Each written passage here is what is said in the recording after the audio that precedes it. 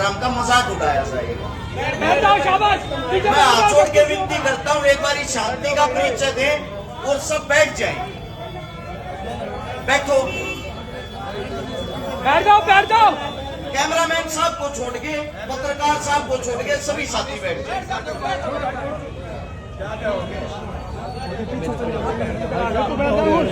सबसे पहले सभा के अंदर हमारे जितने भी सम्मानित बुजुर्ग हैं, नौजवान साथी व प्यारे बच्चे, आप सभी साथियों को आपके अपने बेटे हर्ष चिकारा की तरफ से हाथ जोड़कर राम राम, अस्सलाम वालेकुम। बात यह आती है, मेवात जिस जगह का नाम है, मेवात जब कहीं भी कोई शब्द आता है उसको किस आंखों से देखा जाता है। बड़े जो घराने हैं, जहां बड़े बड़े नेता मंत्री बैठते हैं, वो किसी भी पार्टी के, जहां मेव शब्द आता है वो आपको किस नजर से देखते हैं। यहाँ पे अभी मेरे बड़े भाई साहब थे, मंच संचालक जी, जो बड़ी अच्छी अच्छी बातें बता रहे थे। हमें खुशी होती है ये बात सुनकर, हमारे पूर्वज बहुत ज्यादा महान थे, इसमें कोई शक नहीं, ये किताबों में लिखा हुआ है। बड़ी चीज ये है हम कितने महान हैं, हमने अपने मेवात के लिए क्या किया।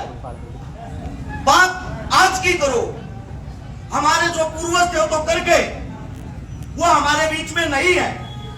वो अच्छे इंसान थे तभी तो हम उनको याद कर रहे हैं। लेकिन रोना इस बात का आता है, पार्टी कोई भी हो, सरकार कोई भी हो, राज आते हैं चले जाते हैं, राज आएंगे चले जाएंगे, हमने अपने मेवात में क्या बदलाव किया। असलियत यह है, जब मेवात का नाम आता है, मैं सोनीपत रहता हूं, दिल्ली के बॉर्डर के ऊपर, इसकी हकीकत बताता हूं। मेवात को क्या कहते हैं? मेवात को कहते हैं, मेवात के बारे में कहते हैं सबसे पिछड़ा हुआ इलाका, ना कोई शिक्षा, ना कोई बिजनेस, ना कोई रोजगार। अरे बूढ़े बाड़े लोग हैं, किसी भी टाइम जाके पटा लेना, उनके लिए क्या करना है, ये आप लोगों को कहा जाता है। मैं ये कहता हूं, ये नेता मंत्रियों की कमजोरी नहीं, आप लोगों की कमजोरी है। आप मतलब उनकी नजर में मूर्ख हो, आप सच में मूर्ख बने हुए हो। हर बार आपके अंदर एक कीड़ा छोड़ा जाता है, हिंदू मुसलमान के नाम वाला, आप लोगों को लड़ाने के लिए और उनको अपना वोट बैंक बढ़ाने के लिए वो ही काफी है। और जैसे ही चुनाव पूरा होता है, आपकी लड़ाई भी खत्म। वास्तविकता क्या है, वास्तविकता को समझे। हिंदू मुसलमान,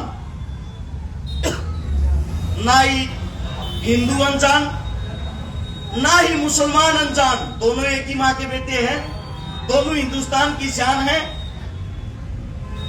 तू मेरी गीता पढ़ ले, ला मैं तेरी पढ़ लू कुरान। हर मजहब के अंदर, हर धर्म के अंदर ये कहीं नहीं लिखा हुआ कि आपस में एक दूसरे धर्म से नफरत करो, अन्याय करो। लेकिन ये बातें चुनाव के टाइम पे कहां से निकल के आ जाती है। बड़े भाई साहब ने जो बातें कही, उन्हीं के बीच एक बात बताता हूं। सबसे पहली लड़ाई अंग्रेजों के साथ जो 1757 में हुई, वो लड़ाई सबसे पहले लड़ी किसने थी? भाई साहब ने बताया चांद खां मेवाती ने सबसे पहले गोली चलाई थी, सत्यता है। लेकिन वो लड़ाई जो शुरू हुई बंगाल से हुई थी। बंगाल में साधु संतों की और मौलवीजियों की मीटिंग हुई कि हमारा हिंदुस्तान गुलाम हो रहा है, हम ही लोग वो हैं जो इनको बचा सकते हैं, क्योंकि हमारे को गुरु मानते हैं। 5000 साधु संत और मौलवी इकट्ठे हुए, उन्होंने अंग्रेजों के साथ लड़ाई शुरू की। उन्होंने बेटियों को, बच्चों को सभी को एक साइड करके स्वयं लड़ने का फैसला लिया, जिसमें बड़े बड़े मौलवियों की, साधुओं की उम्र 90 से 95 वर्ष थी। वे बुजुर्ग हमारे लिए लड़ते रहे, लेकिन हिंदुस्तान एक इतना गुलाम हिंदुस्तान हो चुका था, अगर किसी मौलवी को, किसी साधु संत को पीटा जाता था, हमारे अपने लोग बैठकर तमाशा देखते थे और उसका मजाक बनाते थे। एक अफसर साहब ने, अंग्रेज अधिकारी ने लिखा था, हम 4 साधु संत और मौलवियों को गिरफ्तार करके भरे बाजार में लेके गए। हमने उनके साथ नंगा नाच किया, और वहां हिंदुस्तान की जो आवाम, जो भीड़, वो लाखों की संख्या में अपने साधु जी को, अपने मौलवी जी को, जिनको आप पूछते हो, उन पर कोड़े लगते देखकर हंस रही थी, उनकी खिल्लियां उड़ा रही थी। वो इतनी भीड़ थी, अगर उस टाइम पर वो हमारे पर हमला करते, हमारे अंदर से खून का एक कतरा तक नहीं बचता। लेकिन जब हम गुलाम हो जाते हैं, हमारा ये आदमी हमारे को दुश्मन दिखने लग जाता है। 1757 से 1800 तक वो इंसान लड़ते रहे, लड़ते लड़ते वो खप गए, खत्म हो गए। वो जब खत्म होते हैं, खत्म होने के बाद अंग्रेज हमारे लिए नई चीज लेके आए, शराब, मदिरा पान। बड़े राजा महाराजा भी करते थे, लेकिन वो लेके आए अपने वाली इंग्लिश शराब। 1832 में बंगाल के अंदर पहली शराब की दुकान खोली और उन्होंने हर इंसान को हरी शराब पिलाई। जब 10 दिन वो शराब पीते पीते हो जाते, हमारे आदमी उसके आदी हो चुके, शराब लेने के लिए भीड़ लगने लग गई, तब अंग्रेजों ने 10 दुकानें और खोल दी और वो शराब पैसों में बेचनी शुरू कर दी। आज के हालात ये है, हर गांव के अंदर आपको अस्पताल मिले या ना मिले, ठेका जरूर मिलेगा। हर गांव के अंदर स्कूल, शिक्षा की कोई चीज मिले या ना मिले, ठेका जरूर मिलेगा। मैं आप सबसे पूछना चाहता हूं, ठेके के अंदर ऐसी कौन सी अच्छाई है? शाम को जिसके बाहर जाएंगे आपको भीड़ लगी मिलेगी। मजदूर, गरीब, मेहनत करने वाला इंसान 100 रुपए दिन में कमाता है तो 100 रुपए वहां ठेके पे लगा देता है, क्योंकि उन लोगों ने आप लोगों को आदी बना दिया है। मेवात की जब आप बात करते हो, सबसे पहले तो आप साथियों को मैं बता देता हूं, ये सब काम वहां होते हैं शिक्षा के कारण। जहां पढ़ा लिखा वर्ग होगा वो कभी भी पिछड़ा वर्ग नहीं हो सकता। आपके पीछे आपकी वोट लेकर नेता मंत्रियों के बेटे तो पढ़ते हैं ऑस्ट्रेलिया, कनाडा, यूएसए, और आपके बच्चे क्या करते हैं? जो उनके बैनर पोस्टर उठा के उनके पीछे घूमते हैं, भीड़ का हिस्सा बनते हैं, वो क्या करते हैं? वो यहां पर आपस में हिंदू मुसलमान लड़ते हैं। इस लड़ाई को वास्तविकता में हम लोग मिटा सकते हैं। राजा को बनाने वाली प्रजा होती है। प्रजा क्या ये सोचने के लिए भी अंधी बहरी हो चुकी है हमें किसे चुनना है? आप सभी साथियों को बता देता हूं, जब तक शिक्षित नहीं होगे आप कोई भी फैसला सही नहीं ले सकते। कमांडो साहब, हिदायत खान साहब मेरे पीछे खड़े हैं, इनकी जो टीम है, मैं सलाम करता हूं इस टीम को। मैं सबसे पहले आप लोगों को बता दूं, कमांडो साहब, हिदायत खान साहब किस परिवार से ताल्लुकात रखते हैं, किस धर्म में इन्होंने जन्म लिया है, ये मायने नहीं करती। मायने करते इनके कर्म। अगर आप आज हम इनको जानते तो इनके कर्मों के कारण। और आप लोग जो मुझे प्यार प्रेम देते हो, मेरी जाति और धर्म देखकर नहीं, मेरे कर्म देखकर देते हो। मैं कमांडो साहब को अपने पिता के समान मानता हूं। पिता कौन होता है? जन्म देने वाला, पैदा करने वाला, जिसका नाम हमेशा हमारे नाम के पीछे जुड़ता है। ये हरा शिकारा फलाने का पुत्र, अगर हम उसके समान किसी को मानते हैं, किसी को दर्जा देते हैं, उसके काम देखकर देते हैं, उसकी जात और मजहब देखकर नहीं। जितने नौजवान साथी हैं सबके सब फोन चलाते हैं, जितने छोटे बच्चे फोन चलाते हैं। आप लोग जो इनको दिखाओगे वो वही सीखेंगे। फोन के अंदर क्या आता है? फोन के अंदर हिंदू मुसलमान भाईचारे को बिगाड़ने वाली बात से अलग कोई चीज परोस के आपको दी नहीं जाती। और आप उसी चीज को देख के जो यूथ है, नए बच्चे हैं, जिनकी मात्र उम्र 5-5, 6-6 साल है, वो भी हिंदू मुसलमान की बातें करने लगे। जिनको आज तक अच्छी पहननी नहीं आती, वो हिंदू मुसलमान की बातें करते। क्यों? क्योंकि उनको दिखाया वही जाता है। मैं आप सभी साथियों से एक विनती करता हूं, इस मेवात को बचा लो। दोबारा से मेव के अंदर एकता हुई है। जो वो पंचायत थी, जिस पंचायत के अंदर आप लोगों ने दमखम दिखाया, उसके बाद दोबारा से आप लोग अपने पैरों पर खड़े हुए हो और सरकार को आप लोगों ने वापिस हटाया है, वापिस बैक फुट पे लाया है। आप सभी साथियों से इतना ही कहूंगा, पहली बात, राजनीति एक ऐसी चीज होती है जो 5 साल में चुनाव आता है, सब पार्टियां, सब नेता अपना दमखम दिखाते हैं, उसका हिस्सा बनो, अपनी वोट डालो। बाबा साहब भीमराव अंबेडकर जी ने आपको जो वोट की ताकत दी उसका इस्तेमाल करो, लेकिन उनके चक्कर में पड़ के अपना भाईचारा कमजोर मत करो। अपने भाई को अपने भाई का दुश्मन मत देखो। शिक्षा की जो शुरुआत की है, मैं आप सभी साथियों को बता देता हूं, मेवात के अंदर 3 चीजों की बहुत ज्यादा जरूरत है: शिक्षा, स्वास्थ्य और रोजगार। शिक्षा की जो पहल की कमांडो साहब ने, शिक्षा वो मंदिर है यहां से जो आप सीखोगे, जो आप पढ़ोगे। हमारे बड़े बुजुर्ग जो हमारे सामने बैठे, इन्हीं का कहना है 2 चीजों को जिंदगी भर कोई नहीं बांट सकता, एक ज्ञान और दूसरी जान, यानी कि आपकी ताकत।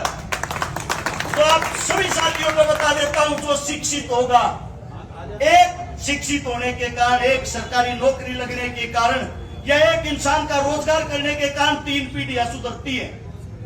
स्वयं वो अपने पैरों पर खड़ा होता है, वो अपने माँ बाप की सेवा करता है, वो अपने बच्चों को अच्छा भविष्य देके जाता है।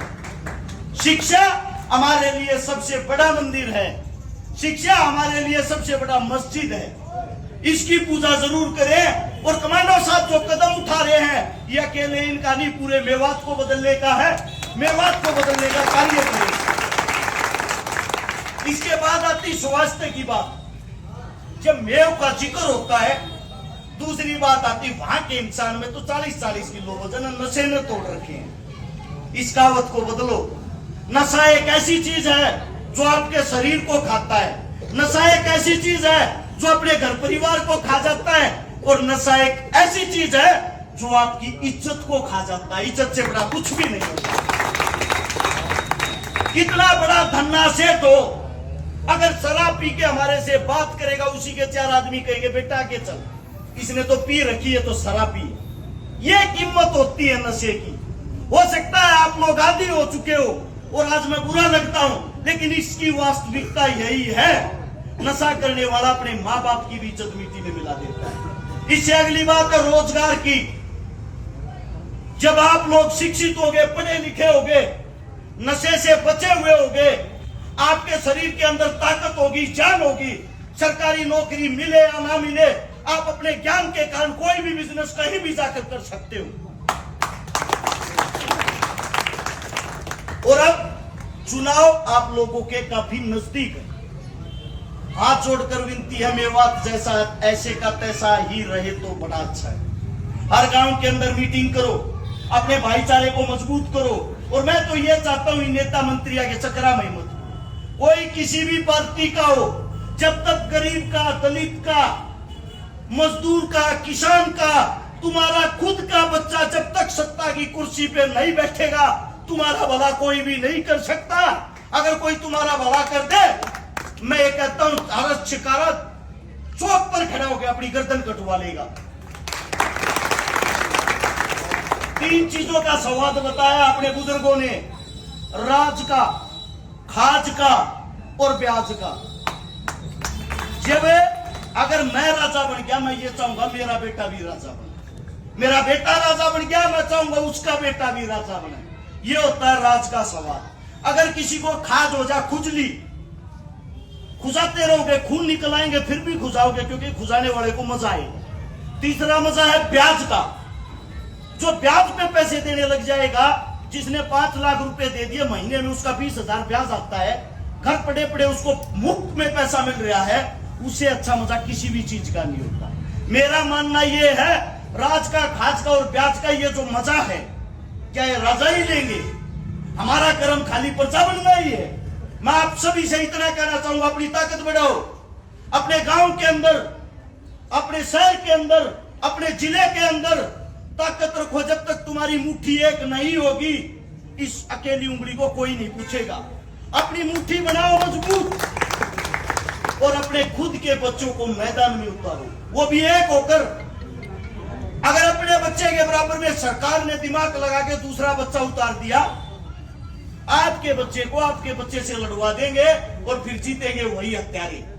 मैं फिर कहता हूं, कभी कोई ये उम्मीद करता हो कि सरकार जो है वो निकम्मी है या सरकार जो नहीं आएगी वो अच्छी है, मैं आपको आपका बच्चा होने के कारण वो वास्तविकता बताता हूं। जब तक तुम्हारे अंदर कार्य करवाने का दम नहीं होगा, जब तक कोई भी सरकार आए, कोई भी सरकार जाए, आपके हालात वही रहेंगे जो आज हैं। दुख होता है, दिल दुखता है, मेरे पे बात मारते हैं, मेरे को ये कहते